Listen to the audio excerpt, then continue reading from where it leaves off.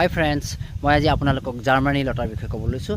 Germany লতাক ঠাই বিশেষকৈ Germany লতা বা জাপানী লতা বা পেঙি লতা বুলি কোৱা দেখা যায়। এই লতাডালৰ এটা বিশেষ বৈশিষ্ট্য আছে। ই যিকোনো গছ বা জেৰুৱা বা ফেঞ্চিঙত বগাই। দেখিছে আপুনি।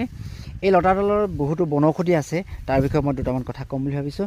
এই লতাটোৰ জাৰ্মানী লতাৰ বা পেঙি লতাৰ আগবিলাক যদি আপুনি ছিঙি পিহি ইয়াৰ লগত যদি আপুনি মৌ ৰস, ইয়াৰ যিটো ৰস ওলাব, ইয়াৰ মৌ ৰসৰ লগত যদি মিহলি কৰি খায়, তেতিয়া আপোনাৰ পেটৰ অসুখও দূৰ হয়। তাৰোপৰিও যদি মৌ ৰসৰ লগত যিটো ৰস আমি উলিয়াম, মৌ ৰসৰ লগত যদি মিহলি কৰি আমি গাত বা গালত কেতিয়াবা দেখা যায় যে মানুহৰ বহুতো পিম্পলছ ওলায়, আৰু এই পিম্পলছবিলাকত যদি আমি পুৱা গধূলি লগাওঁ, তাৰ উপশম পাব পাৰি।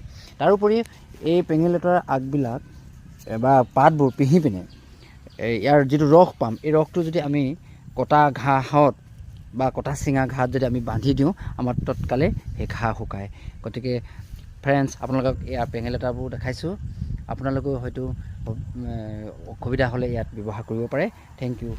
মোৰ চেনেলটো চাই থাকিবৰ কাৰণে বা হঠাতে পাই থাকিবৰ কাৰণে আপোনালোকে মোৰ চেনেলটো ছাবস্ক্ৰাইব কৰি দিব। ধন্যবাদ।